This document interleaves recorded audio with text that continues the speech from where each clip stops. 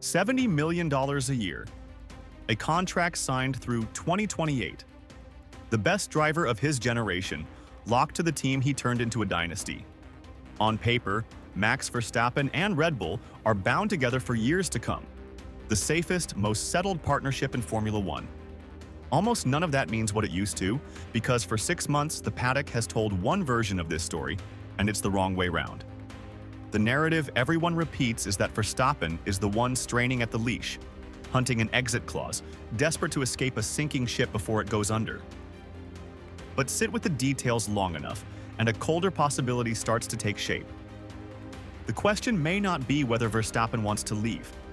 It may be whether Red Bull, quietly, has already started preparing for life without him. If you want the version of this story the broadcast won't walk you through, the money, the missing power brokers, the engine nobody can promise will work, stay with this and get subscribed, because what's actually happening inside that team is stranger than a driver looking for the door. Nobody at Red Bull has said the words out loud. No announcement, no leak, no statement you could point to. But the conditions that built this partnership have been dismantled, one by one, over the last 18 months. And what's left doesn't look much like the thing Verstappen signed up for. This is the story of how the most dominant driver-team pairing of the modern era quietly stopped making sense to either side. Start with the money, because it's the part that looks the most secure and is quietly the most fragile. Driver salaries sit outside Formula One's cost cap. They're the one place a team can still spend without limit. And Red Bull spends more there than anyone. Verstappen earns a reported $70 million a season, the highest figure on the grid, comfortably clear of Lewis Hamilton behind him. For most of this contract, that number was never a question.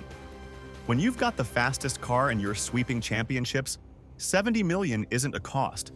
It's an investment that pays itself back in prize money, sponsorship, and the simple gravitational pull of having the sport's biggest name in your garage. And there's a second edge to it. Because the salary sits outside the cap, every dollar is one that doesn't touch the team's spending limit, which is exactly why it felt painless in the winning years. But a premium that size only pays back in one currency: results. The bonuses stacked on top, win bonuses, podium bonuses, championship money, are the cheap part because they only trigger when the team is already winning. It's the flat guaranteed base that becomes the problem. You pay it whether the car finishes first or seventh. But that maths only holds while the car wins. Red Bull isn't the dominant force it was. It slid to fourth in the constructors' standings, watched McLaren walk away at the front, and went through most of a season unable to give Verstappen a car that behaved the way he needed it to. And the deeper a team falls into a rebuild, the harder it becomes to justify paying one driver a record-breaking premium to fight for the occasional podium. That $70 million buys the last few tenths of performance, the margin between a great drive and a winning one. It's worth every cent in a title car. In a midfield car, it's the most expensive luxury in the sport. So the uncomfortable question starts to form inside any team in that position. What exactly are we paying the premium for if the car underneath it can't win? That question gets sharper when you look at what the team is about to gamble everything on. For 2026, Red Bull stopped being a customer and became a manufacturer. The Honda engines that powered the dynasty are gone. Honda left to partner Aston Martin. In their place, Red Bull Ford, an in-house power unit built largely from scratch, with Ford supplying expertise on the electrical side. It is the most expensive and most exposed bet in the team's history. And it's worth remembering why they're even in this position. Red Bull didn't choose the hard road for the romance of it. When Honda announced its withdrawal, Red Bull couldn't simply buy a top engine off the shelf. The relationships to secure a Ferrari or a Mercedes unit weren't there. Building their own became less a bold ambition than the only door left open. That's the uncomfortable backdrop to the whole project. A first-time manufacturer, learning the single hardest discipline in the sport because the alternative was nothing at all. Building a competitive Formula One engine to match Mercedes, Ferrari, and the rest, on your first attempt, is one of the hardest things any organization in this sport can attempt, and the paddock chatter around the project's early running has not been uniformly reassuring. Here's where it matters for Verstappen specifically.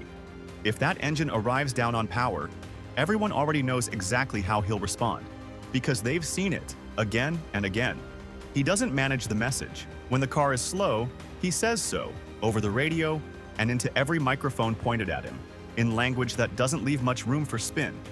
For a manufacturer launching a multi-billion-dollar partnership with Ford, the prospect of its own star driver publicly tearing the new engine apart every other Sunday is its own kind of nightmare. A project that fragile needs a driver willing to absorb a difficult year and talk about progress. Verstappen has spent his entire career making it clear he is there to win, not to protect anyone's marketing. And then there's the part of this that has nothing to do with money or engines. It's about who's left in the building.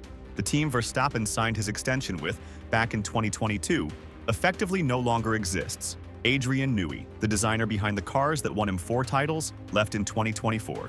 Christian Horner, the team principal who ran Red Bull for 20 years, was dismissed in 2025 and gone by September. Helmut Marko, the man who discovered Verstappen as a teenager and acted as his fiercest protector inside the organization, departed at the end of 2025. Every senior figure tied to Verstappen's rise, the architect, the boss, the mentor, has walked out of Milton Keynes inside 18 months.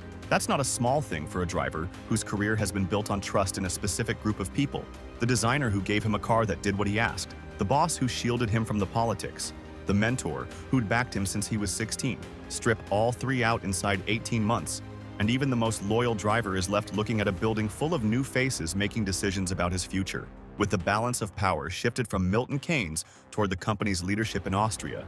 Now, here's where the honest version of this story has to part ways with the dramatic one, because you could read all of that as a team clearing the decks to push him out. But the evidence cuts the other way at least as hard. Horner's exit wasn't aimed at Verstappen. If anything, the friction between Horner and Verstappen's camp, including his father Jos, was widely reported as a reason Max might leave. Removing Horner arguably gave him a reason to stay. Laurent Mekies, the engineer who replaced him, is calm, well-liked, and steadied the team to a run of late-season wins. Red Bull's public posture has never been that it wants Verstappen gone. It's the opposite. They have every commercial and competitive reason to keep the best driver in the world. So this isn't a team plotting to fire its champion. It's something quieter, and in some ways, more unsettling. It's a partnership where every load-bearing wall has been removed, and both sides are quietly working out whether the structure still stands. Because here's what Verstappen is actually looking at. Not just a slower car, a contract that lets him leave. According to multiple reports, his deal carries performance-based exit clauses tied to his championship position. If he isn't near the front by certain points in the season, the door opens, and he can walk without paying his way out. That clause isn't theoretical anymore.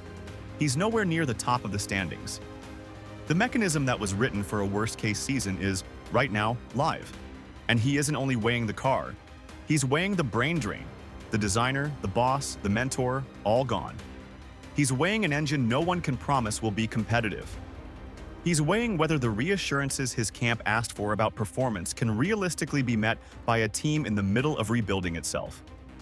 When the people who guaranteed your environment have left, and the new car comes with a question mark, and your own contract hands you a way out, you don't have to be planning your exit to start mapping it. This is why the driver market has felt so strange this year. Mercedes has circled Verstappen openly for 2 seasons. Toto Wolff has barely bothered to hide his interest, to the point that his own driver George Russell has spent months fielding questions about a seat that's supposedly already his. Aston Martin, armed with the Honda Works engine and the same Adrian Newey who built Verstappen's title-winning cars, is assembling something with his name hovering near it. And beyond Formula One entirely, Verstappen has let the idea of endurance racing, a different kind of challenge, on his own terms, drift openly into his interviews, even testing sports car machinery in his own time. None of that is the behavior of a man fighting to save a seat. It's the behavior of someone keeping every option warm while he waits to see what Red Bull actually becomes. A driver fighting to stay commits in public. A driver keeping his options open does exactly what Verstappen has been doing, saying little, promising nothing, letting everyone else fill the silence. So, both sides arrive at the same uncomfortable arithmetic from opposite directions. Red Bull has to decide whether $70 million a year for a driver who will publicly savage a struggling engine is a price worth paying through a rebuild. Verstappen has to decide whether his prime years are worth spending on a team that lost the people who made it great, betting on an engine that might not work. The contract says 2028. The logic underneath it stopped agreeing some time ago. Here's the thing nobody on either side will say into a microphone. This partnership defined an era. 5 years where Red Bull and Verstappen were nearly unbeatable, where the rest of the grid was racing for second. But the things that made that era possible are gone. The dominant car is gone. The architect, the boss, and the mentor are gone. The financial logic that made the salary obvious has inverted, and the engine that's supposed to carry them into the next era is the biggest unknown of all. A contract can hold two parties together on paper long after the reasons they signed it have quietly dissolved. That's where this is, not a firing, not an escape. A slow, mutual realization, arriving from both ends of the garage at once, that the thing that made them great no longer exists, and that neither side may need the other the way they once did. So watch what Red Bull does next, more than what it says. Watch whether the reassurances Verstappen wanted actually arrive. Watch whether that engine shows up with power or with excuses. Because the loudest version of this story, driver desperate to flee or team scheming to dump him, is almost certainly wrong. The truth is colder and quieter than either.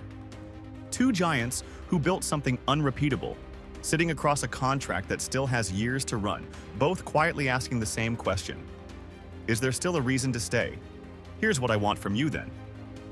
Forget the headlines for a second. Looking at the money, the missing names, and that engine, if you had to bet, who walks away from this first? The team or the driver? Tell me where you land in the comments.